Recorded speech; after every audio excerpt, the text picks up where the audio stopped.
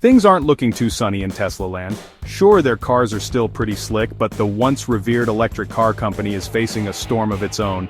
We're not talking about supply chain issues or even those pesky self-driving hiccups. No, this is about something far more volatile. Politics. Protests have erupted outside Tesla dealerships, with some escalating into vandalism. Smashed windows, keyed cars, even charging stations set ablaze. It's a scene straight out of a dystopian car commercial. Some Tesla owners, once proud to flaunt their eco-friendly status symbol, are now distancing themselves. Stickers proclaiming "bought before Elon went bonkers" are popping up on bumpers like scarlet letters. What's driving this wave of anger? The answer, like a Tesla on autopilot, leads us straight to Elon Musk. Elon Musk, tech visionary, meme lord, and now public enemy number one, well, at least for a growing group calling themselves the Takedown movement. Their mission? To, you guessed it, take down Musk and Tesla. Their motivation? Musk's increasingly vocal support for right-wing figures and policies has rubbed many the wrong way. His embrace of figures like Donald Trump and his flirtation with far-right ideologies have sparked outrage. For a man who once promised to save the planet with electric cars, his current political alliances seem hypocritical, even dangerous to his detractors.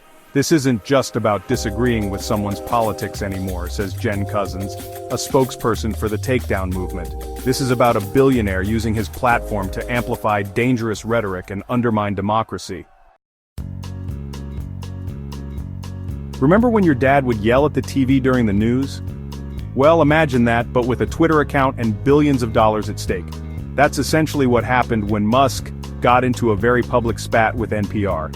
It started with Musk labeling NPR state-affiliated media, a term often used by right-wing groups to discredit the organization. He then bombarded an NPR reporter with emails, demanding to know about their funding and editorial decisions. When NPR decided to leave Twitter, because let's be honest, who needs that kind of headache? Musk reportedly threatened to sell their verification status. The whole saga culminated in NPR publishing a story about the ordeal. Musk's mature and measured response, emailing the reporter with a simple "you suck." For years, Tesla wasn't just selling cars, it was selling an image. Eco-conscious, tech-savvy, and oh-so-cool Tesla was the car for the future. But now, that carefully crafted image is cracking. The company's core customer base, largely made up of environmentally conscious, potentially liberal consumers, is feeling conflicted. Some are jumping ship, opting for electric vehicles from companies with less baggage. Others are sticking around but expressing their displeasure. This shift in public perception is already having an impact. Tesla's stock, once considered untouchable, has taken a nosedive.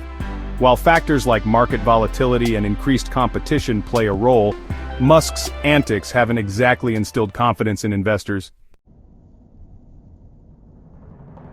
A new label for anti-Tesla vandalism.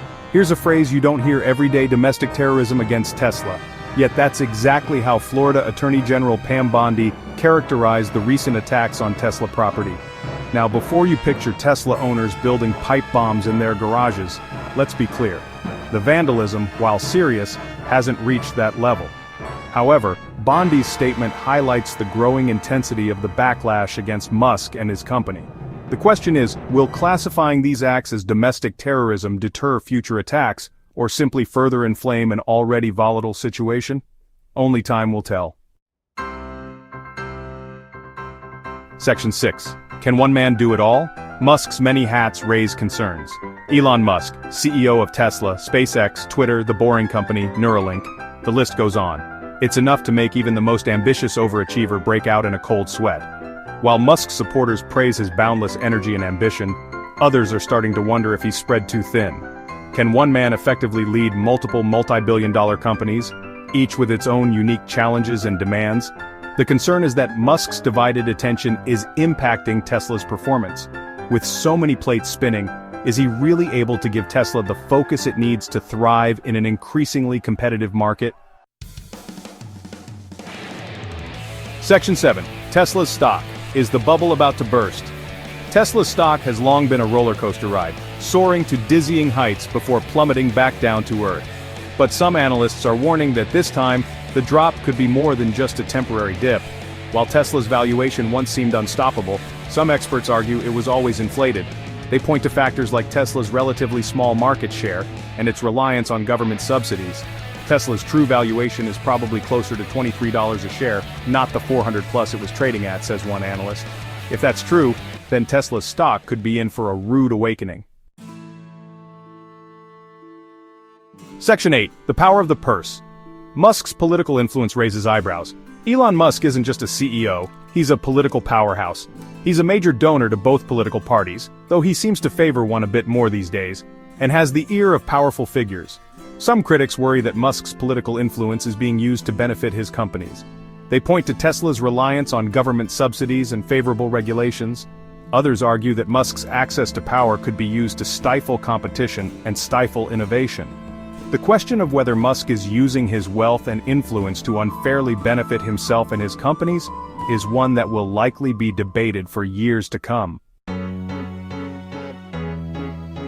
Section 9. Fighting back. The Takedown movement's strategy. So, how does the Takedown movement plan to actually, take down Elon Musk and Tesla?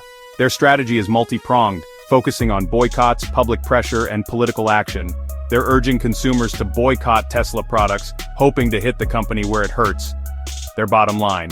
They're also bombarding Tesla with negative press, hoping to damage the brand's reputation, and they're contacting government representatives, urging them to investigate Tesla's business practices and Musk's political influence. Whether the Takedown movement will ultimately succeed in their mission remains to be seen. But one thing is clear, they're determined to make Elon Musk and Tesla pay for their political choices.